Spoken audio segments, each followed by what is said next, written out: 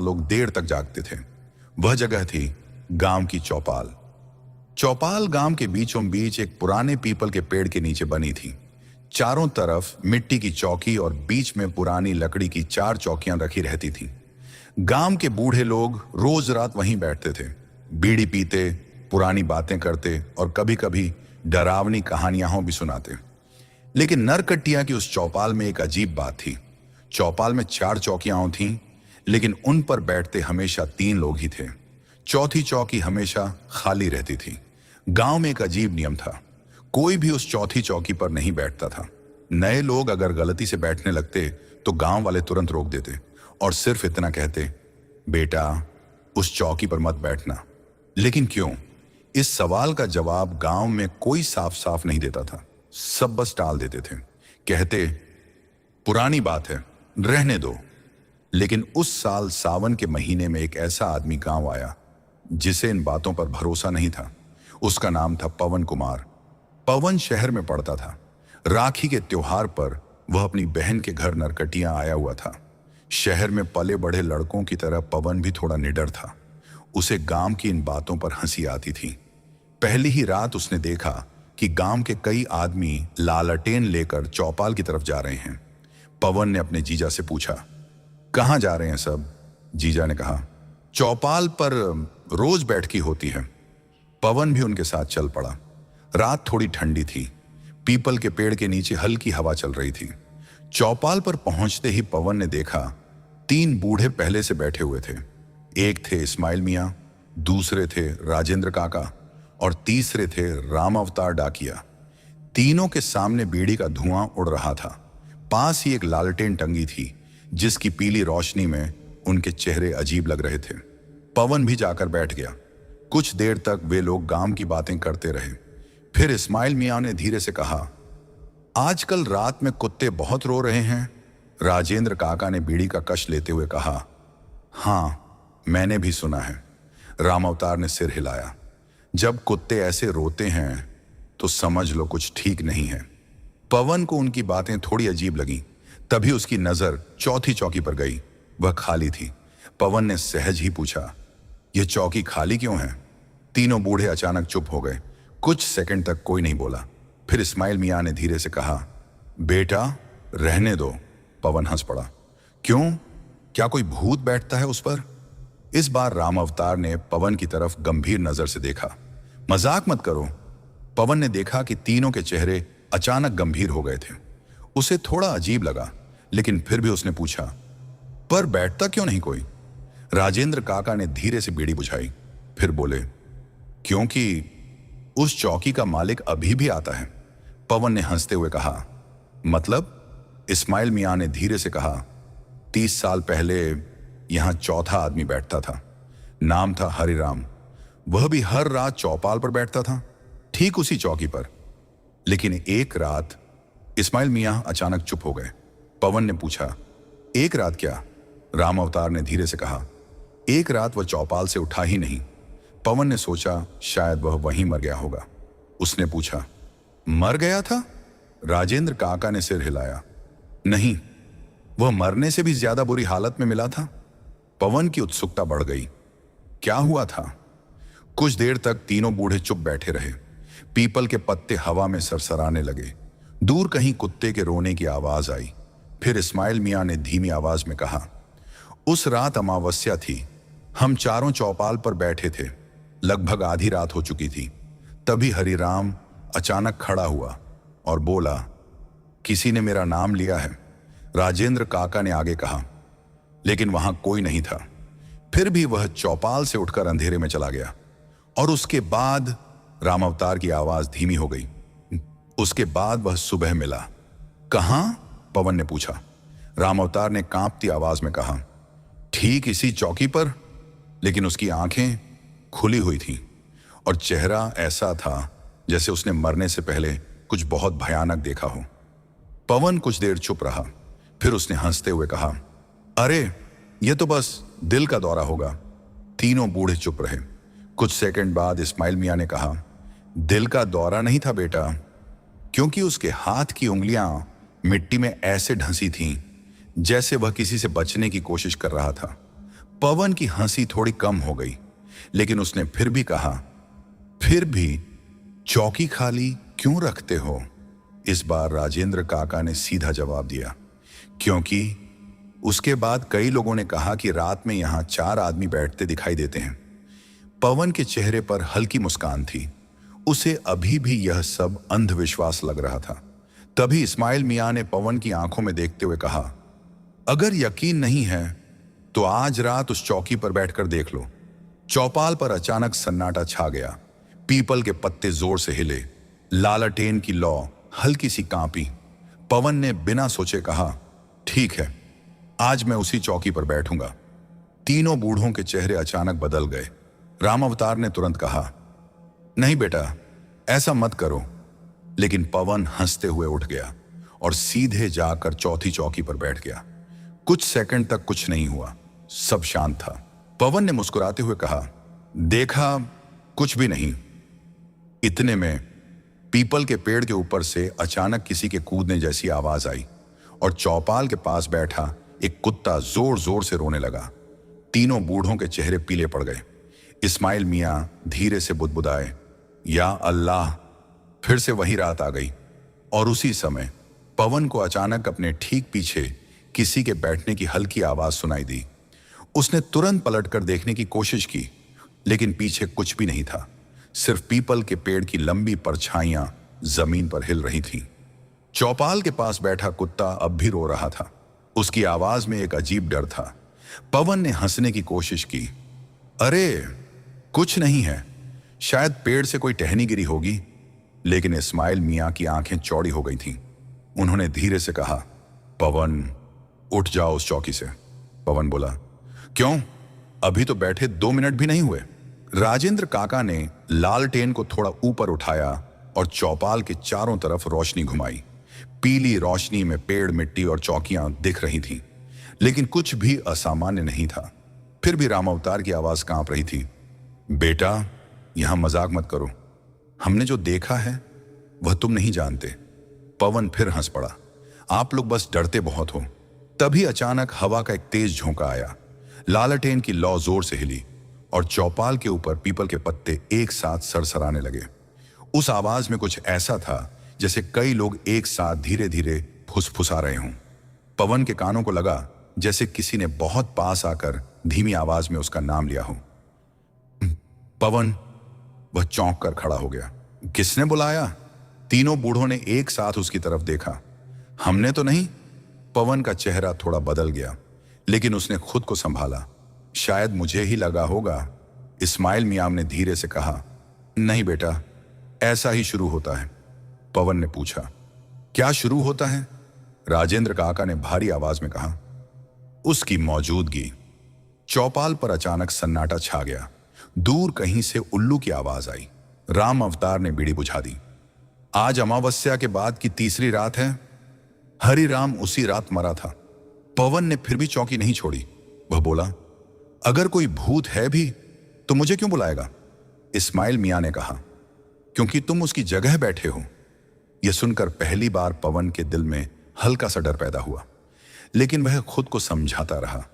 तभी चौपाल के पीछे की पगडंडी से किसी के चलने की आवाज आई, धीमी, भारी और बहुत साफ। सबकी नजर उसी तरफ घूम गई। पगडंडी अंधेरे में खो रही थी। लालटेन की रोशनी वहां तक नहीं पहुंच रही थी, लेकिन आवाज साफ थी, जैसे कोई आदमी धीरे धीरे चौपाल की तरफ आ रहा हो। राम अवतार की सांस तेज हो गई। कौन है? उन्होंने आवाज लगाई। कोई जवाब नहीं आया। आवाज फिर आई। अब वह बिल्कुल चौपाल के पास थी। पवन ने अंधेरे में देखने की कोशिश की, लेकिन वहां कुछ भी नहीं दिख रहा था। फिर अचानक आवाज बंद हो गई। सब कुछ शांत हो गया, इतना शांत कि सिर्फ पत्तों की हल्की सरसराहट सुनाई दे रही थी। पवन ने कहा, कोई आदमी होगा? राजेंद्र काका ने धीरे से सिर हिलाया। अगर आदमी होता तो दिखाई देता। इस्माइल मियां की नजर धीरे धीरे पवन के पीछे चली गई। उनका चेहरा अचानक पीला पड़ गया। उन्होंने कांपती आवाज में कहा, पवन, हिलो मत। पवन चौंक गया। क्यों? राम अवतार ने भी घबरा कर कहा, पीछे मत देखना। पवन का दिल तेजी से धड़कने लगा। क्या हुआ? इस्माइल मियां ने बहुत धीरे कहा, हुई कोई तुम्हारे पीछे खड़ा है। यह सुनकर पवन के पूरे शरीर में झुरझुरी दौड़ गई, लेकिन उसने हिम्मत करके पीछे देखने की कोशिश की। जैसे ही उसने गर्दन घुमाई, लालटेन की लौ अचानक तेज हवा से बुझ गई। पूरा चौपाल अंधेरे में डूब गया। कुछ सेकंड तक किसी की आवाज नहीं आई। फिर अचानक पवन को अपने कान के पास किसी की बहुत धीमी सांस महसूस हुई, जैसे कोई उसके बिल्कुल पास खड़ा हो। और फिर एक भारी खुरदुरी आवाज उसके कान के पास फुसफुसाई, यह मेरी जगह है। पवन के मुंह से चीख निकल गई, कौन है? इसी समय राजेंद्र काका ने जल्दी से लालटेन फिर जला दी। पीली रोशनी वापस फैल गई। पवन तेजी से चौकी से उठ गया। उसके चेहरे पर पसीना था। उसने चारों तरफ देखा, लेकिन वहां कोई नहीं था। सिर्फ वही 4 चौकियां थीं। 3 पर बूढ़े बैठे थे और चौथी अब खाली थी। कुछ सेकंड तक सब चुप रहे। फिर इस्माइल मियां ने धीरे से पूछा, क्या देखा?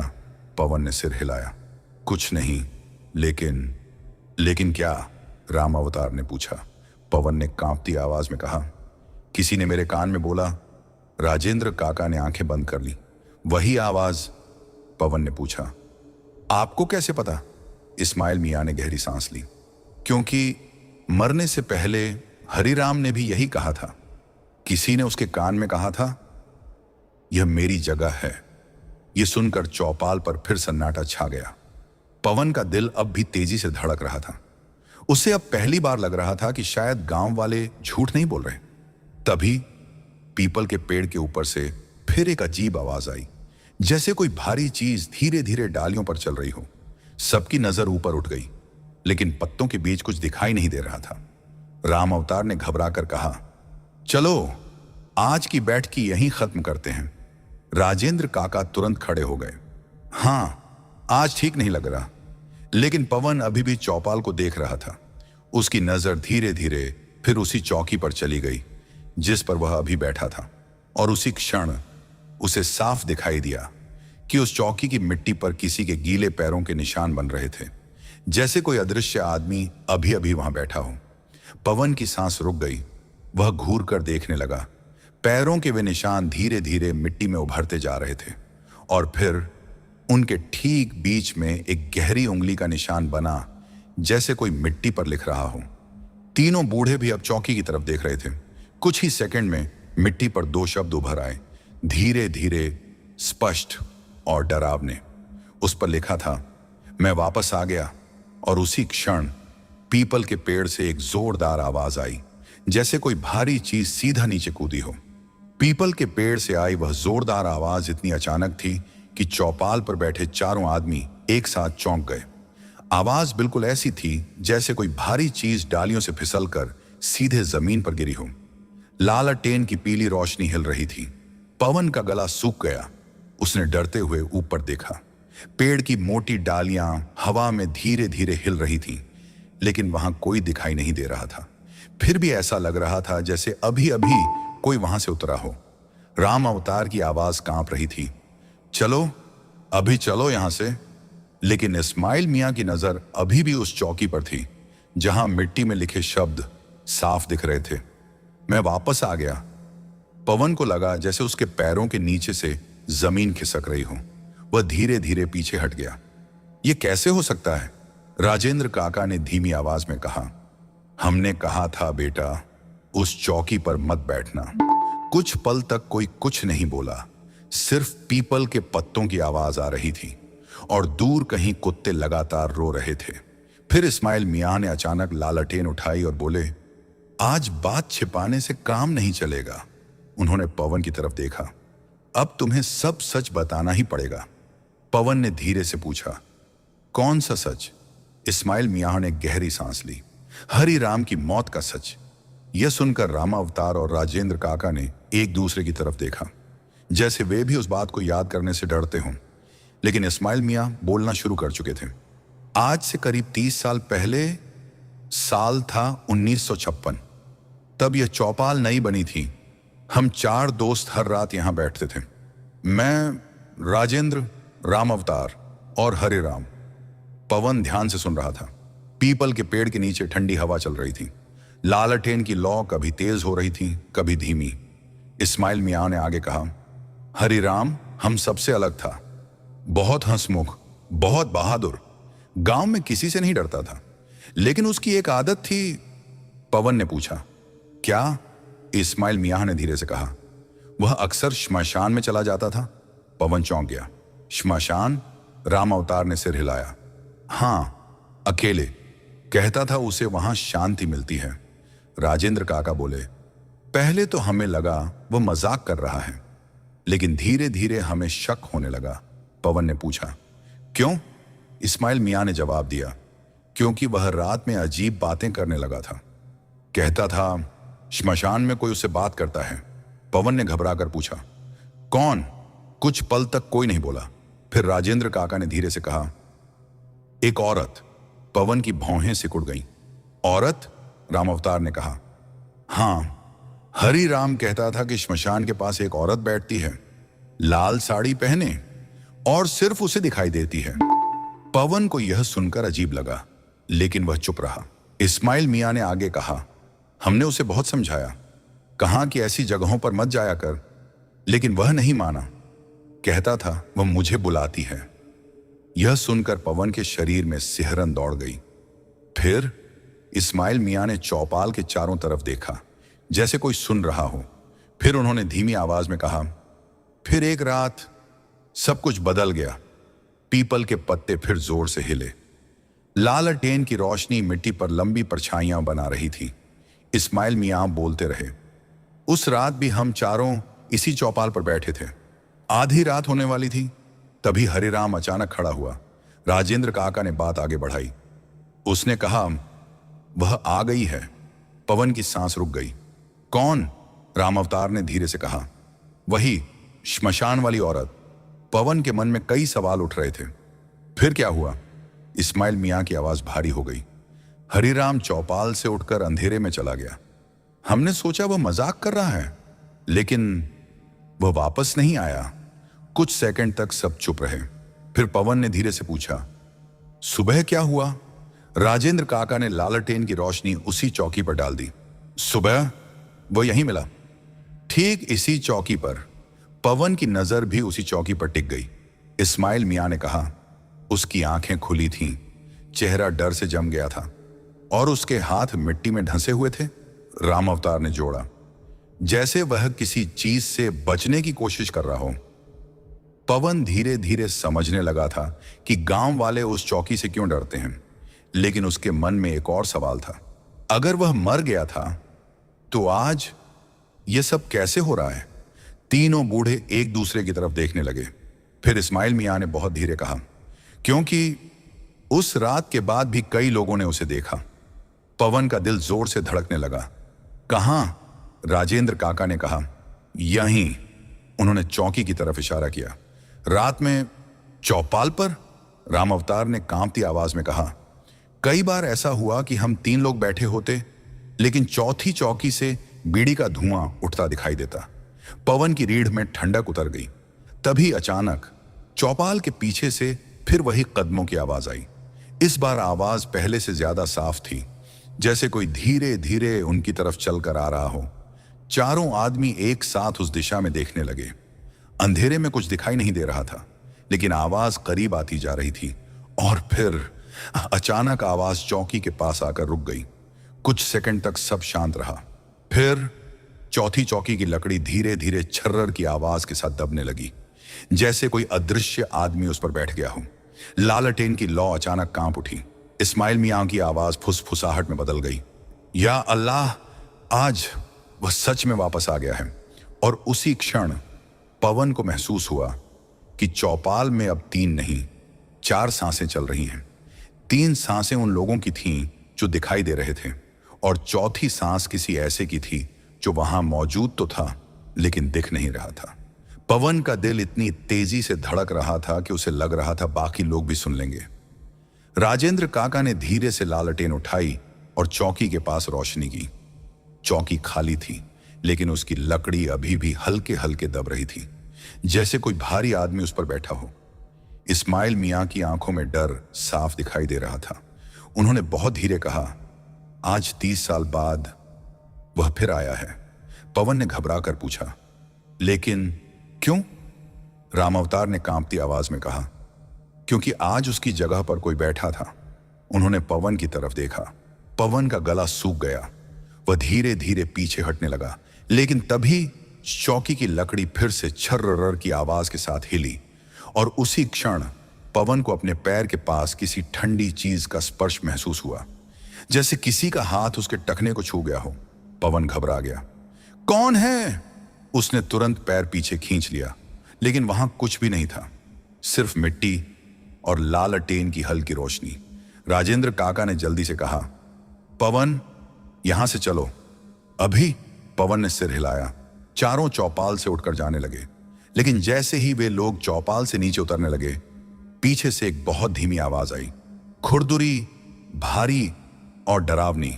रुको! चारों आदमी एक साथ ठिठक गए। पवन ने धीरे धीरे पीछे मुड़कर देखा।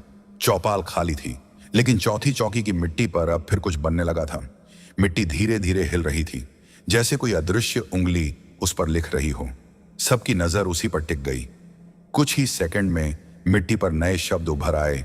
मत जाओ! राम अवतार की सांस अटक गई। हे भगवान! पवन की रीढ़ में ठंडी लहर दौड़ गई। इस्माइल मियां ने बहुत धीमी आवाज में कहा, उसे बात करनी है। पवन ने घबरा कर पूछा, किससे? इस्माइल मियां ने उसकी तरफ देखा। तुमसे? ये सुनते ही पवन के पैरों तले जमीन खिसक गई। मुझसे क्यों? राजेंद्र काका ने भारी आवाज में कहा। क्योंकि तुम उसकी जगह बैठे थे। कुछ पल तक कोई कुछ नहीं बोला। हवा अचानक ठंडी हो गई थी। पीपल के पत्ते जोर जोर से हिलने लगे। तभी चौथी चौकी के पास मिट्टी फिर हिली और एक नया शब्द बनने लगा, धीरे धीरे, स्पष्ट, डरावना। सुनो! पवन के गले से आवाज नहीं निकल रही थी। उसे लग रहा था जैसे कोई अदृश्य नजर लगातार उसे घूर रही हो। इस्माइल मियां ने धीरे से कहा, पवन, अगर वह कुछ कहना चाहता है तो सुन लो। पवन ने कांपते हुए पूछा, लेकिन कैसे? जवाब देने की जरूरत नहीं पड़ी, क्योंकि उसी समय पवन के कान के पास फिर वही ठंडी सांस महसूस हुई और वही भारी आवाज फुसफुसाई, श्मशान। पवन का दिल जोर से धड़कने लगा। आवाज फिर आई, वहां सच है। पवन ने घबरा कर पीछे देखा, लेकिन वहां कोई नहीं था, सिर्फ चौपाल और डरावना सन्नाटा। इस्माइल मियां ने पूछा, क्या बोला? पवन ने कांपती आवाज में कहा, श्मशान। तीनों बूढ़ों के चेहरे बदल गए। राजेंद्र काका ने तुरंत कहा, मैंने कहा था। राम अवतार ने डर कर पूछा, क्या मतलब? इस्माइल मियां की आंखों में अजीब चमक आ गई। मतलब? हरिराम की मौत का सच अभी खत्म नहीं हुआ। पवन ने घबरा कर पूछा, तो फिर? इस्माइल मियां ने चौपाल की तरफ देखा। चौकी अब बिल्कुल शांत थी। मिट्टी पर लिखे शब्द धीरे धीरे मिटने लगे थे।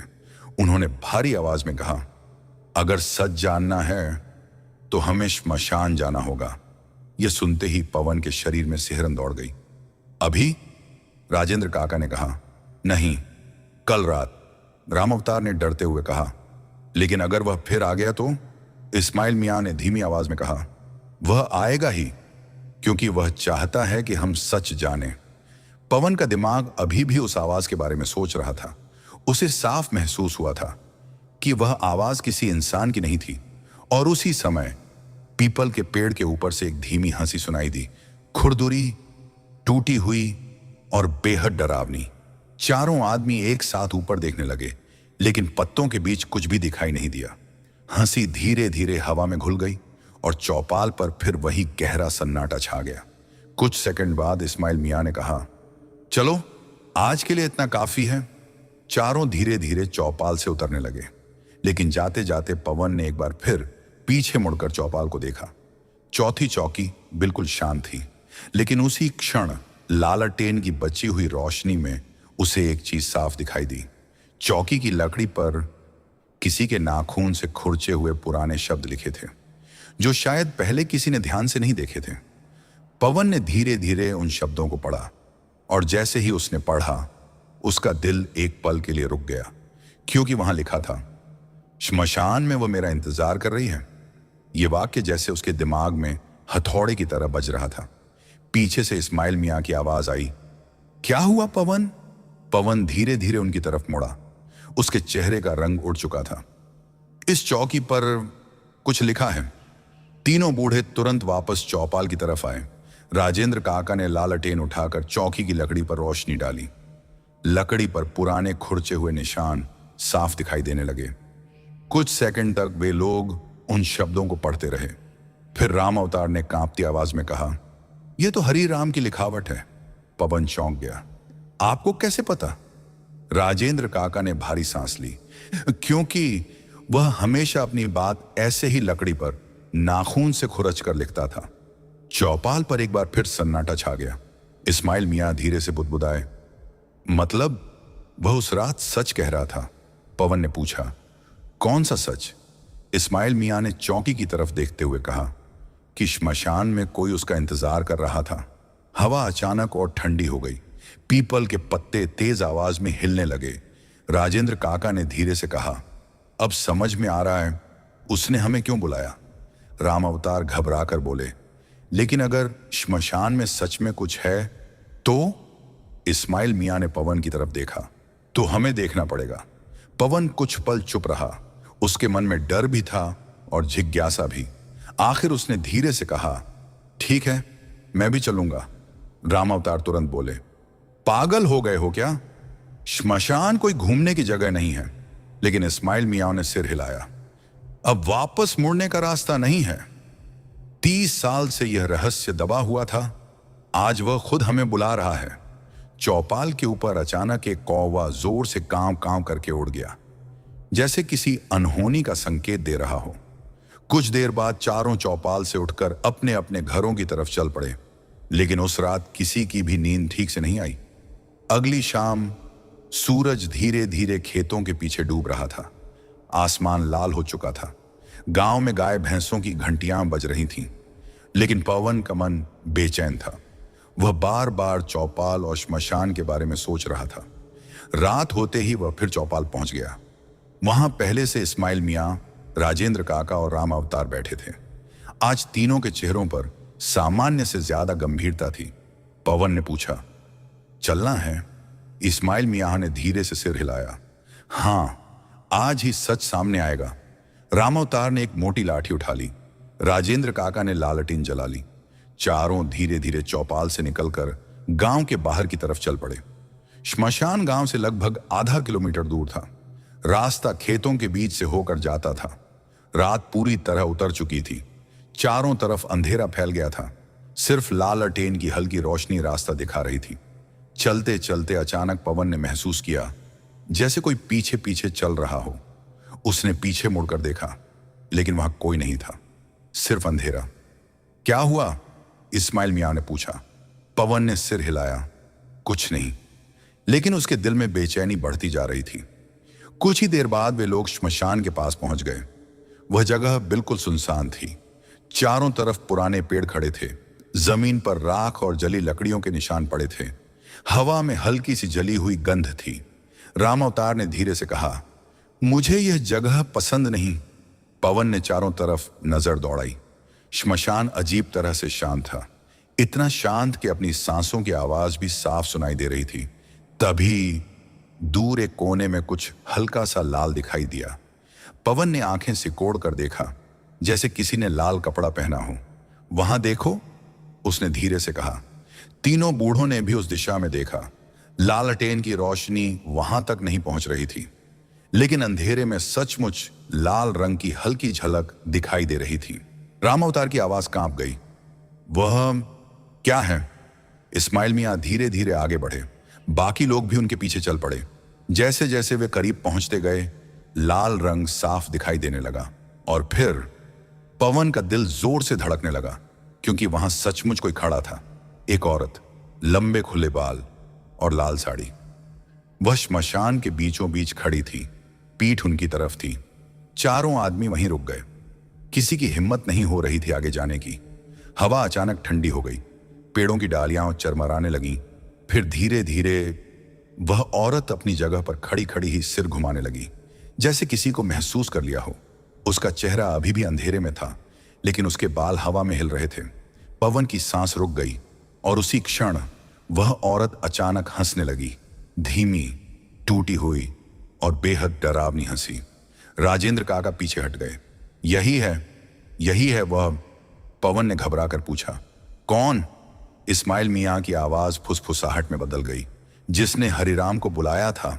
और उसी समय वह औरत धीरे धीरे उनकी तरफ मुड़ने लगी। श्मशान की हवा अचानक और ठंडी हो गई थी। चारों आदमी बिल्कुल स्थिर खड़े थे। उनके सामने लाल साड़ी वाली वह औरत धीरे धीरे मुड़ रही थी, जैसे समय भी उस पल के साथ रुक गया हो। पवन की आंखें उस पर टिक गईं। उसके लंबे काले बाल हवा में बिखर रहे थे। साड़ी का पल्लू जमीन को छू रहा था। कुछ सेकंड बाद उसका चेहरा उनकी तरफ हो गया और उसी क्षण पवन का गला सूख गया, क्योंकि वह चेहरा इंसान का नहीं लग रहा था। उसकी त्वचा बिल्कुल पीली थी, आंखें गहरी काली और होंठों पर एक टेढ़ी मुस्कान, जैसे वह बहुत देर से उनका इंतजार कर रही हो। राम अवतार के हाथ से लाठी लगभग गिर गई। हे भगवान! राजेंद्र काका पीछे हट गए। यही है, यही वही औरत है? पवन ने धीरे से पूछा। हरिराम वाली? इस्माइल मियाँ की आवाज कांप रही थी। हाँ। लाल साड़ी वाली वह औरत अब धीरे धीरे उनकी तरफ चलने लगी। उसके पैरों की आवाज नहीं आ रही थी, जैसे वह जमीन को छुए बिना आगे बढ़ रही हो। पवन का दिल इतनी तेजी से धड़क रहा था कि उसे लग रहा था वह बेहोश हो जाएगा। और तभी वह औरत अचानक रुक गई। चारों आदमी उसके सामने खड़े थे, कुछ ही कदम की दूरी पर।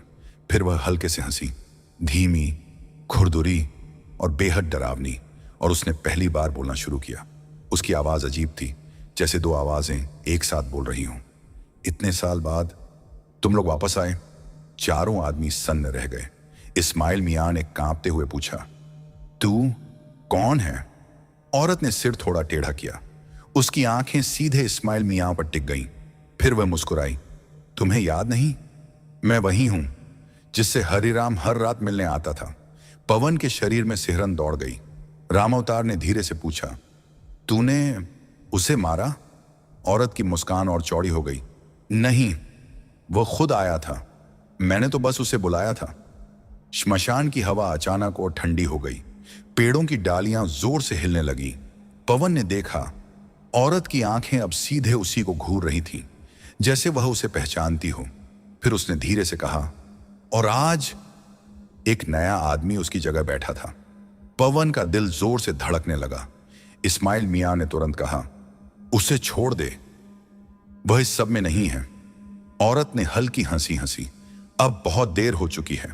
पवन पीछे हटने लगा, लेकिन तभी अचानक जमीन के नीचे से एक ठंडी हवा का झोंका उठा और पवन के पैरों के पास राख उड़ने लगी। उस राख में धीरे धीरे कुछ आकृतियां बनने लगी, जैसे किसी के हाथ जमीन से बाहर निकल रहे हों। पवन घबरा गया। यह क्या है?